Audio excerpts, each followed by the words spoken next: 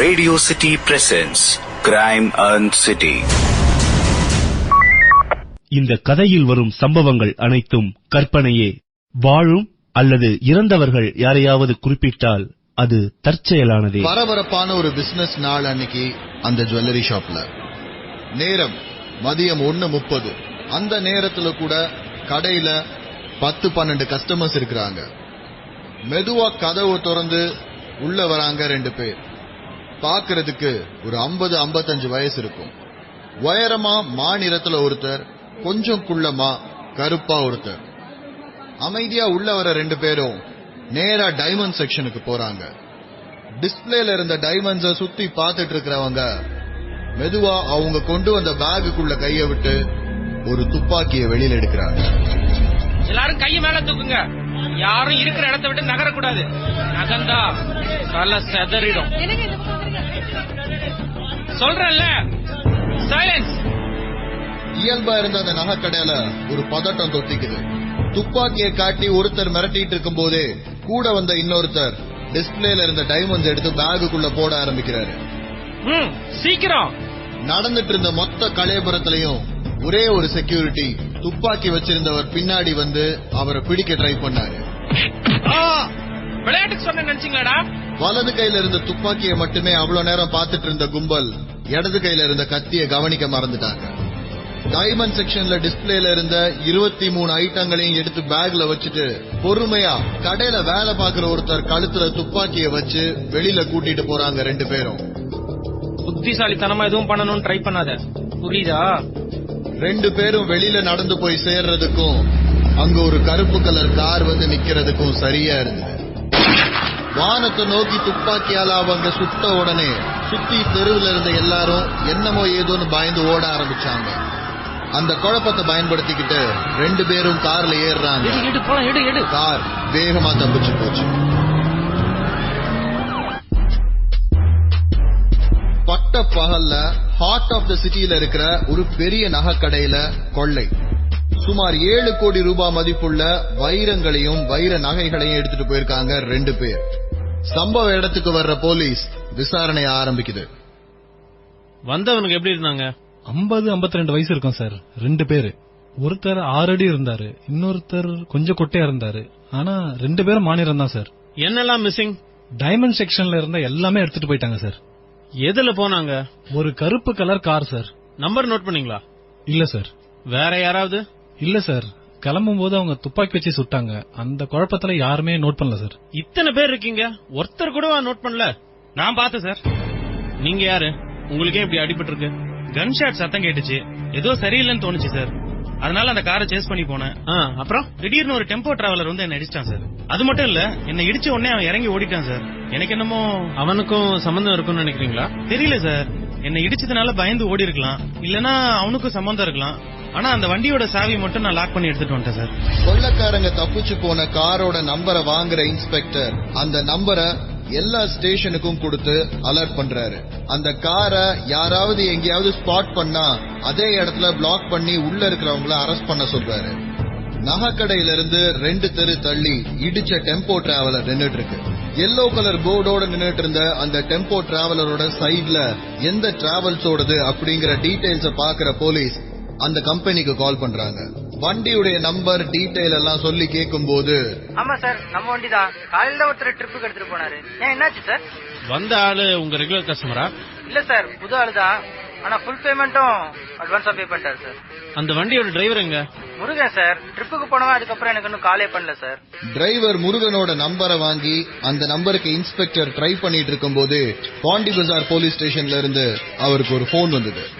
Sir, நீங்க சொன்ன அந்த வண்டி நம்ம பாண்டி பசார் சைட்ல தான் சார் நிக்குது. வண்டியில ஆளுங்க யாரும் இல்ல சார், ஒரு பேக் மட்டும் உள்ள இருக்கு.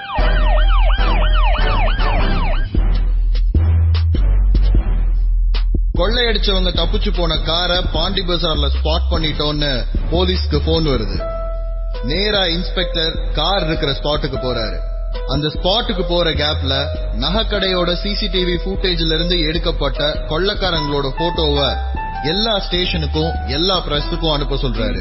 கான்ஸ்டபிள் அந்த போட்டோவை எல்லாருக்கும் அனுப்பிட்டு இருக்கிற நேரத்துல இன்ஸ்பெக்டரோட செல்போனுக்கு ஒரு கால் வந்தது. யாருன்னு எடுத்து பார்த்தா வேன் டிரைவர் முருகன். கொள்ளையடிச்சதுல முருகனுக்கும் பங்கு இருக்குமோன்னு அவ்வளவு நேரம் சந்தேகம் இருந்தது இன்ஸ்பெக்டருக்கு. ஆனா இந்த போன் கால் அத வேற விதமா ப்ரூவ் பண்ணுச்சு. அவனுக்கு அப்போ ஒரு போன் கால் வந்துச்சு சார்.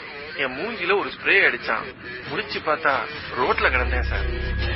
வேன் டிரைவர் முருகனுக்கு இந்த கொள்ளையில பங்கு இல்ல அப்படிங்கறது இன்ஸ்பெக்டர் உறுதி பண்ணதுக்கு அப்புறம் பாண்டி பஜார்ல ஸ்பாட்ல தன்னுடைய விசாரணையை ஆரம்பிக்கிறாரு.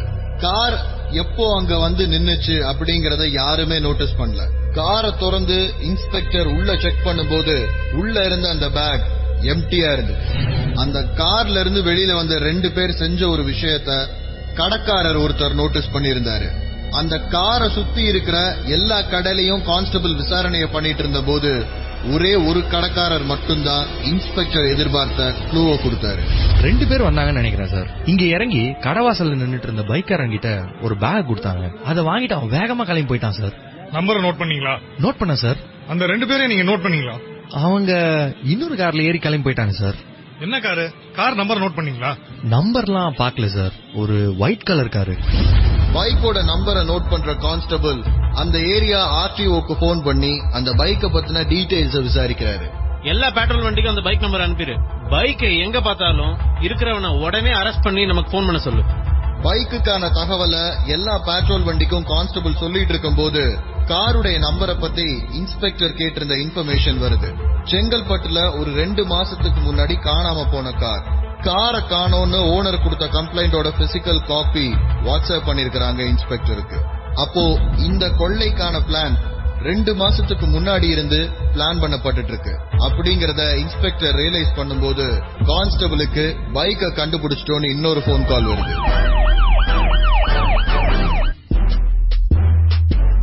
கொள்ளைக்காரங்க 2 பேர் அப்படின்ற கணக்கோட பாண்டி பஜாருக்கு வந்த இன்ஸ்பெக்டருக்கு அங்க பைக்ல 3வது ஒரு ஆள் போனது தெரிய வருது. அந்த 3வது ஆள் தப்பிச்சு போன பைக்க மரீனா பீச்ல ஸ்பாட் பண்ணிட்டோன்னு பெட்ரோல் வண்டியில இருந்து கால் வருது. ஆளை பிடிக்கல அப்படிங்கிற இன்ஸ்பெக்டரோட கேள்விக்கு பதிலா ஏமாற்றம் மட்டும்தான் மிஞ்சுது. பைக் ஓரமா ஒரு பஸ் ஸ்டாப் கிட்ட பார்க் பண்ணப்பட்டிருக்கு. ஆனா இதுல இருக்கிற ஒரே ஒரு நல்ல விஷயம் என்னன்னா பைக்க அந்த ஆள் நிறுத்தின இடத்துக்கிட்ட இருக்கிற சிசிடிவி ஃபுட்டேஜ்ல வந்தவன் எப்படி இருந்தா, பைக்க பார்க் பண்ண விதம், அதுக்கப்புறம் அவன் எங்க போனான்றதெல்லாம் கேப்சர் ஆயிருக்குது. சார், வண்டியை நிறுத்திட்டு ஹெல்மெட்டை கூட கழட்டாம அப்படியே போய் கூட்டத்தோட கலந்துட்டான் சார். அந்த வண்டியோட ஆர்டிஓ டீடைல்ஸ் செக் பண்ணு. என் கணக்கு கரெக்டா இருந்தா அந்த வண்டியும் திருட்டு வண்டியா தான் இருக்கணும். அவங்க தப்பிச்சு போன காரை பிடிச்சா ஆளை பிடிச்சிடலாம் நினைச்ச இன்ஸ்பெக்டருக்கு பாண்டி பஜார்ல நின்ன கார் ஏமாற்றத்தை கொடுத்துச்சு. ஆனா பைக்னு ஒரு லீடு இருக்கு, அதை ஃபாலோ பண்ணா கொள்ளைக்காரங்களை கண்டுபிடிச்சிடலாம் நினைச்ச இன்ஸ்பெக்டருக்கு இந்த விஷயம் இன்னும் ஏமாற்றத்தை அதிகமாக்குச்சு. அவனுங்க பாண்டி பஜார்ல இருந்து ஒரு ஒயிட் கார்ல தப்பிச்சு போயிருக்கானுங்க. எனக்கு அந்த காரை கண்டுபிடிக்கணும். பண்ணிடலாம் சார். என்ன கொஞ்சம் டைம் எடுக்கிற ப்ராசஸ். நம்ம பாண்டி பஜார் சிக்னல்ல இருக்கிற சிசிடிவி ஃபுட்டேஜ் எடுத்து பார்த்தோம்னா எத்தனை ஒயிட் கார் கிராஸ் ஆச்சுன்னு பாத்துடலாம் சார். அப்புறம் கார் நம்பரை வச்சு ஓனர் டீடைல் எடுக்கணும். எந்த கார் நம்பருக்கும் ஓனர் டீடைலுக்கும் மேட்ச் ஆகலையோ அதான் சார் அவங்க தப்பிச்சு போன காரு. காரை கண்டுபிடிக்க கான்ஸ்டபிள் வழி சொல்லிட்டு இருந்த அந்த நேரத்துல இன்ஸ்பெக்டருக்கு ஸ்டேஷன்ல இருந்து ஒரு போன் கால் வருது. நகைக்கடையில சிசிடிவி ஃபுட்டேஜ பார்த்துட்டு அந்த கொள்ளைக்காரங்க 2 பேரையும் எனக்கு தெரியும்னு ஒருத்தர் ஸ்டேஷனுக்கு வந்திருக்கிறதா ஏட்டையா சொல்றாரு. நகை கொள்ளையில முதல் தடவையா ஒரு லீடு கிடைச்சிருக்கிறதா இன்ஸ்பெக்டரோட உள் மனசு சொல்லுச்சு. ஸ்டேஷனுக்கு கொள்ளைக்காரங்க 2 பேரையும் எனக்கு தெரியும்னு சொல்லிட்டு வந்திருக்கிற ஆளை பாக்குறதுக்கு அவசரமா ஸ்டேஷனுக்கு வராரு இன்ஸ்பெக்டர். அங்க சார், இந்த 2 பேரும் எனக்கு தெரியும் சார். எப்படி? ஏன்னா அவங்க 2 பேருக்கும் நான் தான் மேக்கப் போட்டேன் சார். மேக்கப்பா? எதுக்கு சார்? நீங்க நினைக்கிற மாதிரி அவங்க வயசானவங்க கிடையாது சார். அவங்க எப்படியும் ஒரு 30ல இருந்து 32க்குள்ள இருப்பாங்க சார். வாட்? ஒரு மியூசிக் வீடியோக்கு ஷூட்டிங் போனோம்னு சொன்னாங்க சார். அதான் மேக்கப் போட்டேன் சார். இன்ஸ்பெக்டருக்கு தலையே சுத்துற மாதிரி இருந்தது. விசாரணை ஆரம்பிச்சதுல இருந்து எல்லா விஷயங்களுமே போய் கார் திருடப்பட்ட கார், பைக் திருட்டு பைக். இப்போ அவர் பார்த்த கொள்ளைக்காரங்க 2 பேருமே அவர் பார்த்த உருவமே இல்ல அப்படிங்கறதான் மேக்கப் மேன் சொல்லி இருக்கிறாரு. அந்த மேக்கப் மேனை வச்சு அவர் பார்த்த உருவத்தை ஸ்கெட்ச் பண்ண சொல்றாங்க. மேக்கப் மேன் சொன்ன அடையாளங்களை வச்சு வரையப்பட்ட அந்த ஸ்கெட்ச எல்லா ஸ்டேஷனுக்கும் திரும்ப ஃபேக்ஸ் பண்றாங்க. நகைக்கொள்ளையோட குற்றவாளியோட உண்மையான படம் இதுதான் அப்படிங்கறத எல்லா ஸ்டேஷனுக்கும் ஃபேக்ஸ் பண்ணி முடிக்கும் போது கான்ஸ்டபிள் ரெண்டாவது காரை பத்தின ஒரு முக்கியமான க்ளூவோட உள்ள வந்தாரு. சார் மொத்தம் 13 காரு, அதுல 5 வெள்ளை கார். 4 ஓனர் கிட்ட பேசிட்டேன். அப்புறம் இன்னொரு ஒரு காரோட நம்பர் மட்டும் அது கார் நம்பர் இல்ல பைக் நம்பர்னு சொல்றாங்க. அந்த நம்பரை எடுத்து எல்லா ஸ்டேஷனுக்கு அனுப்பிட்டேன் சார். கொள்ளைக்காரங்க கடைசியா தப்பிச்சு போன ரெண்டாவது காரை புடிச்ச சந்தோஷத்துல இன்ஸ்பெக்டர் இருந்தாரு. அவரோட சந்தோஷத்துக்கு தீனி போடுற மாதிரி OMR போலீஸ் ஸ்டேஷன்ல இருந்து ஒரு கால் வந்தது. சார் நீங்க அமிச்ச வண்டி டீடைல்ஸ் பார்த்தேன். அந்த வண்டி நம்ம ஸ்டேஷன்ல நிக்குது சார். ஏன் என்ன விஷயம் சார் அது ஒரு hit and run case sir. முன்னாடி போற காரை இடிச்சிருக்காங்க. காரை இறங்கி வந்து சண்டை போடும் போது காரை விட்டுட்டு ஓடிட்டானுங்க. இங்கேயும் தப்பிச்சிட்டானுங்களா? ஆளுங்க ஓடிட்டாங்க சார். ஆனா காருக்குள்ள அவங்க யூஸ் பண்ண செல்போன் ஒண்ணு இருக்கு சார். வைர நகையை கொள்ளையடிச்ச கொள்ளைக்காரங்க யூஸ் பண்ண கார்ல ஒரு செல்போன் இருந்ததாவும் அந்த செல்போன் இப்ப போலீஸ் ஸ்டேஷன்ல தான் இருக்குதுன்றத இன்ஸ்பெக்டர் கேட்ட உடனே அவருக்கு பயங்கர சந்தோஷம் வந்தது. ஏன்னா இந்த கேஸ் விசாரிக்க ஆரம்பிச்சதுல இருந்து கொள்ளைக்காரங்க செஞ்ச ஒரே ஒரு கேர்லெஸ் மிஸ்டேக் இது மட்டும்தான்.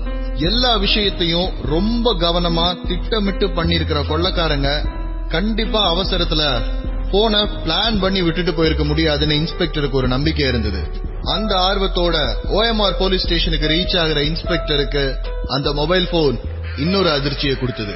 போனோட எல்லா டேட்டாவும் எரேஸ் ஆயிருக்கு சார். 2 நம்பருக்கு மட்டும் தான் அவுட் கோயிங் போயிருக்கு. அந்த 2 நம்பருக்கும் இன்ஸ்பெக்டர் போன் ட்ரை பண்ணும்போது ஸ்விட்ச் ஆஃப்னு வருது. சார் அதெல்லாம் ஒன்னும் பிரச்சனையே இல்ல சார்.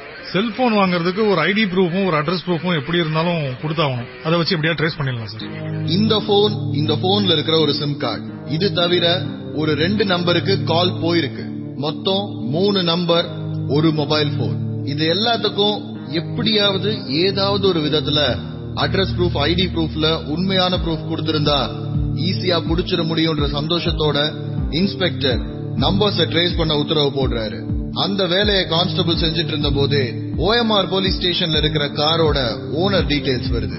இன்ஸ்பெக்டர் எதிர்பார்த்த மாதிரியே 1 மாசத்துக்கு முன்னாடி திருவண்ணாமலையில காரை காணோம்னு ஒருத்தர் கம்ப்ளைண்ட் பண்ணிருக்கிறாரு. 2 மாசத்துக்கு முன்னாடி ஒரு கார், 1 மாசத்துக்கு முன்னாடி ஒரு கார், 40 நாளைக்கு முன்னாடி ஒரு பைக், எல்லாத்தையும் திருடி இருக்காங்க. யாராவது ஃபாலோ பண்ணாங்கன்னா அவங்கள டிஸ்ட்ராக்ட் பண்றதுக்கு ஒரு டெம்போ டிராவலரை இன்னைக்கு காலையில வாடகைக்கு எடுத்திருக்கிறாங்க. எல்லா இடத்துலயுமே இவங்க யாருன்ற உண்மையான அடையாளம் இல்லாமலே செஞ்சிருக்கிறாங்க. இப்போ இன்ஸ்பெக்டரோட கையில இருக்கிற ஒரே ஒரு நம்பிக்கை அந்த மொபைல் போன்ல இருந்து போன 2 கால்ஸ். சார் அந்த அட்ரஸ் கண்டுபிடிச்சேன் சார். போனோட அட்ரஸா சிம் கார்டோட அட்ரஸா? 3 சிம் கார்டு வாங்கினதுக்கான அட்ரஸ் ப்ரூஃப், இந்த போன் வாங்கினதுக்கான அட்ரஸ் ப்ரூஃப் எல்லாமே இருக்கு சார். மத்த 2 சிம் கார்டு போட்டிருக்கிற போனை ட்ராக் பண்ண சொல்லிட்டீங்களா? கடைசியா எந்த டவர்ல ஆக்டிவா இருந்ததுன்றத வந்து கண்டுபிடிக்க சொல்லிருக்கு சார். நடந்துட்டு இருக்கிற விசாரணையில ஒரு திருப்தியோட இன்ஸ்பெக்டர் கையில இருக்கிற 3 அட்ரஸ் ப்ரூஃபையும் பாக்குறாரு. செல்போனும் சிம் கார்டும் வாங்க யூஸ் பண்ணது ஒரே அட்ரஸ் ப்ரூஃப். மத்த 2 சிம் கார்டுக்கு 2 தனித்தனி அட்ரஸ் ப்ரூஃப் கொடுத்திருக்காங்க. ஒரு அட்ரஸ் திருவான்மியூர்ல, ஒரு அட்ரஸ் வடபழனியில, ஒரு அட்ரஸ் ராயப்பேட்டால. உண்மையிலேயே இந்த அட்ரஸ்ல இருக்கிறவங்க தான் இந்த கொள்ளைய செஞ்சிருப்பாங்களா அப்படிங்கிற டவுட்டோட விசாரணை ஆரம்பிக்கிறாரு இன்ஸ்பெக்டர். கொள்ளைக்காரங்க யூஸ் பண்ண கார்ல அவங்க மிஸ் பண்ணிட்டு போன செல்போன்ல இருந்து விசாரணை ஆரம்பிச்சிட்டு இருக்கிறாரு இன்ஸ்பெக்டர். அந்த செல்போன், சிம் கார்டு இதெல்லாம் வாங்க யூஸ் பண்ண அட்ரஸ் ப்ரூஃப கையில வச்சுட்டு அந்த அட்ரஸ்ல இருக்கிறவங்கள்ட்ட விசாரிக்க ஆரம்பிக்கிறாரு. ஆனா இன்ஸ்பெக்டர் எதிர்பார்த்த மாதிரி அது எதுவுமே உண்மையான ஐடி ப்ரூஃப்ல வாங்கப்பட்டதில்ல. இன்னும் சொல்ல போனா இவங்க யாருக்குமே இப்படி இவங்க பேர்ல ஒரு சிம் கார்டு இஷ்யூ பண்ணப்பட்டதோ ஒரு மொபைல் போன் வாங்கப்பட்டதோ தெரியாது. உங்க ஐடி டீடைல்ஸ கடைசியா எங்க கொடுத்தீங்க சார்? போன மாசம் வீட்டுக்கு வந்து ஒரு ஃப்ரிட்ஜ் ஒன்னு இமெயில் எடுத்தேன். அந்த கம்பெனில வந்து ஒரு ஐடி ப்ரூஃப் கொடுத்தா ஞாபகம். அப்புறம் ஹவுசிங் லோன் அப்ளை பண்ணிருக்கேன். அதுக்காக எல்லா டாக்குமெண்ட்டும் கொடுத்திருக்கேன் சார். எல்லாரும் வேற வேற இடத்துல அவங்க டாக்குமெண்ட் ப்ரொடியூஸ் பண்ணத சொல்றாங்க. இது எல்லாத்துக்கும் ஒரே ஒரு காமன் பாயிண்ட், ஹோம் அப்ளையன்ஸுக்கு லோன் கொடுக்கற அந்த கம்பெனி. 3 பேருமே கடந்த 1 மாசத்துல ஒரு ஹோம் அப்ளையன்ஸ் வாங்கி இருக்கிறாங்க. அங்க அவங்க கொடுத்த டாக்குமெண்ட் மட்டும்தான் வெளியில போயிருக்கு. இன்ஸ்பெக்டரோட அடுத்த விசாரணை அங்க. சார் எங்க கம்பெனில இருந்து அந்த மாதிரி எந்த டேட்டாவும் வெளியே போகாது சார். இதெல்லாம் எல்லாரும் சொல்றதுதான். ஆனா இந்த டாக்குமெண்ட்டுக்கெல்லாம் யாருக்கெல்லாம் ஆக்சஸ் இருக்கு? ஒவ்வொரு ஏரியாக்கும் ஒவ்வொரு ரெப்ரசன்டேட்டிவ் சார்.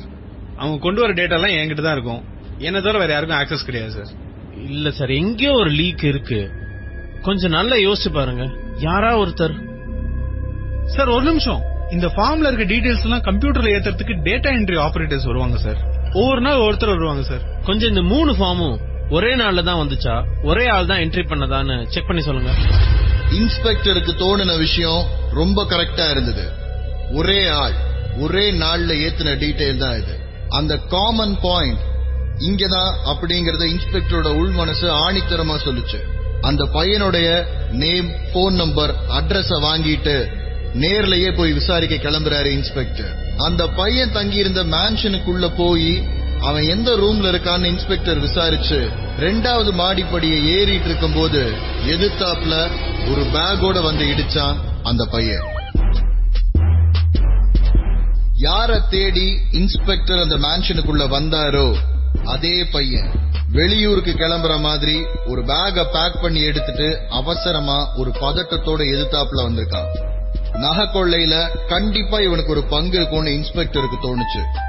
அவனை அப்படியே மடக்கி ரூம்குள்ள உட்கார வச்சு விசாரணை ஆரம்பிக்கிறார் இன்ஸ்பெக்டர். நகை கடையில நடந்த கொள்ளையில இவனோட பங்கு எவ்வளவுன்றத தெரிஞ்சுக்க இன்ஸ்பெக்டர் கேட்ட கேள்வியிலேயே அவன் சொன்ன பதில் இன்ஸ்பெக்டர் எதிர்பார்க்காதது. கொள்ளை அடிச்ச நகை எங்க வச்சிருக்கீங்க? சார், டிரைவிங் லைசன்ஸ் எடுக்கணும்னு சொன்னாங்க சார், அதனால ஹெல்ப் பண்ண சார். டிரைவிங் லைசன்ஸா? என்னடா சொல்ற? சார், அவங்க இப்படி ஒரு விஷயம் பண்ணாங்கன்னு எனக்கு தெரியவே தெரியாது சார். இன்னைக்கு காலைல நியூஸ் பார்த்ததுக்கு அப்புறம் தான் சார் எனக்கு தெரியும். யார் இவனுங்க? இவனுங்களை உனக்கு எப்படி தெரியும்? சார், இவங்க எங்க பக்கத்து ரூம்ல ஒரு 6 மாசமா இருந்தாங்க சார். எந்த வேலையுமே இல்ல, டிரைவிங் லைசன்ஸ் எடுக்கணும்னு 2 மாசத்துக்கு முன்னாடி சொன்னாங்க சார். டிரைவிங் லைசன்ஸுக்கு நீ என்ன ஹெல்ப் பண்ண? சார், அவங்களுக்கு சென்னையில யாருமே தெரியாது சார். லைசன்ஸ் எடுக்கிறதுக்கு லோக்கல்ல ஒரு அட்ரஸ் ப்ரூஃப் வேணும்னு கேட்டாங்க சார். நான் தான் என் ஆபீஸ்ல இருந்து ஒரு அட்ரஸ் ப்ரூஃப் எடுத்து கொடுத்தேன் sir. Adding sir sir sir யார்கிட்ட போய் சொல்ற? 3 அட்ரஸ் ப்ரூஃப் எடுத்து கொடுத்திருக்க. ஏதாவது ஒண்ணுதான் யூஸ் பண்ணுவேன்னு சொன்னாங்க சார். எதுக்கு 3? சார், சில ஆர்டிஓ எல்லாம் பண்ண மாட்டேன்னு சொல்லுவாங்க சார், அதனால 3 ஏரியால ஒன்னு கொடுத்தேன் சார். எவ்வளவு வாங்கினா? சார், இன்னைக்கு இல்லைன்னா நாளைக்கு 10,000 ரூபாய் தரேன்னு சொன்னாங்க சார்.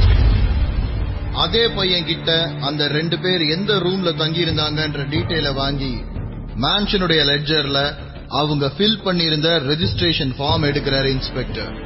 இவ்ளோ நேரம் வெறும் ஸ்கெட்சோட ஒர்க் பண்ணிட்டு இருந்த போலீஸ்க்கு 2 பாஸ்போர்ட் சைஸ் போட்டோ கிடைக்குது. மேன்ஷன்ல சேர்றதுக்காக கொடுத்திருந்த ரெஜிஸ்ட்ரேஷன் ஃபார்ம்ல அவங்களோட சொந்த ஊர் காரைக்குடின்ற டீடைல பாக்குறாரு இன்ஸ்பெக்டர். அந்த ஊர்ல அந்த ஏரியால இருக்கிற போலீஸ் ஸ்டேஷனுக்கு போன் பண்ணி அங்க அந்த ஆளுங்க இருக்கிறாங்களா, அவங்க சம்பந்தப்பட்டவங்க யாராவது இருக்கிறாங்களான்னு விசாரிக்க சொல்றாரு. சார், காரைக்குடியில இருந்து போன் வந்துச்சு சார். நம்ம கொடுத்த அந்த அட்ரஸ் 2 வருஷமாவே டோர் லாக்னு சொல்றாங்க சார். இந்த கேஸ விசாரிக்க ஆரம்பிச்சதுல இருந்து கொள்ளையடிக்கப்பட்ட நகையை தவிர மத்த எல்லா தகவலுமே பொய்யா இருக்கிறதா தோணுச்சு இன்ஸ்பெக்டருக்கு. எங்கேயுமே எந்த தப்புமே இல்லாத ரொம்ப பிளான் பண்ணி பண்ணப்பட்ட ஒரு கொள்ளை. 48 மணி நேரத்துக்குள்ள குற்றவாளியோட சொந்த ஊர் வரைக்கும் வந்தாச்சு. ஆனாலும் கைய விட்டு நழுவி போயிட்டே இருக்கிற மாதிரி இருந்தது இன்ஸ்பெக்டருக்கு. அடுத்து என்ன பண்ணலாம்னு இன்ஸ்பெக்டர் யோசிச்சுட்டு இருந்த போதுதான் அந்த 2வது போன் கால் வந்தது காரைக்குடியில இருந்து.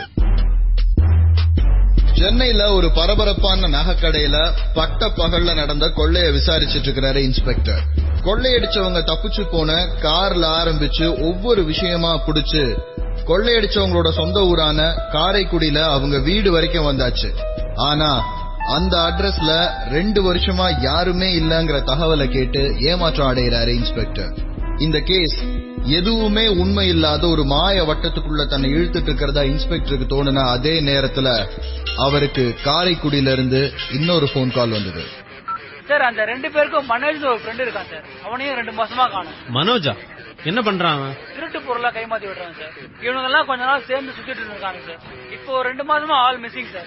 ஊர்க்கார யார்கிட்டயாவது அவன் போன் நம்பர் வாங்கினீங்களா? இல்ல சார், வாங்கி அனுப்பிடுறேன் சார். திருட்டு பொருளை வாங்கி கைமாத்தி விடுற மனோஜுக்கும் கொள்ளையடிச்ச 2 பேருக்கும் பயங்கரமான ஒரு ஃப்ரெண்ட்ஷிப் இருக்கதா ஊர்ல இருக்கிறவங்க சொல்றாங்க.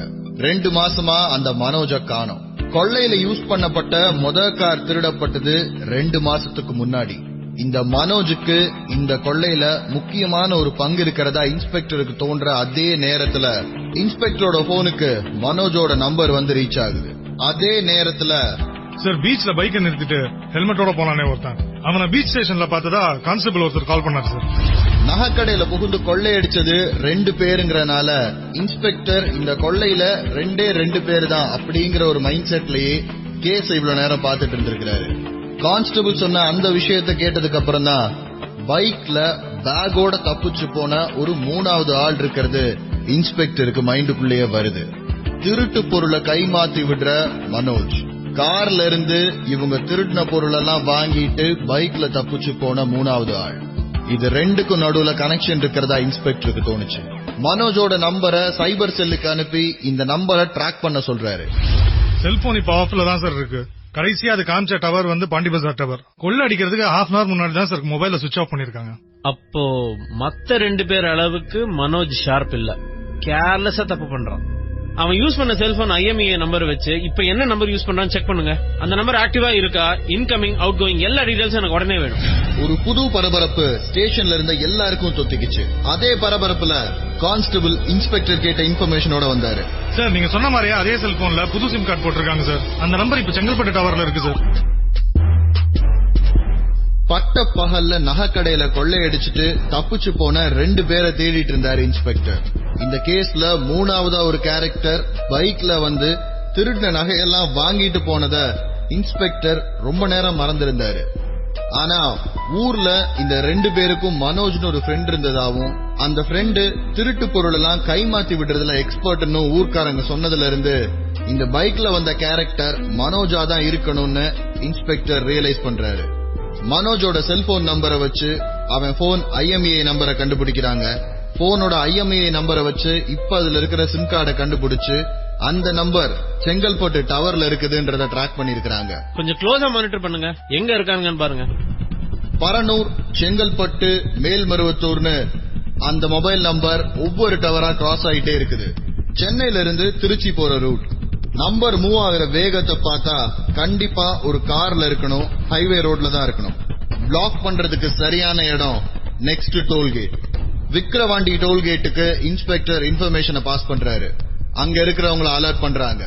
செல்போன் சிக்னல் விக்கிரவாண்டி டோல்கேட்டை ரீச் பண்ண உடனே அந்த டோல்கேட்டை லாக் பண்ணி அங்க இருக்கிற எல்லா காரையும் செக் பண்ணி மனோஜ போலீஸ் அரெஸ்ட் பண்றாங்க.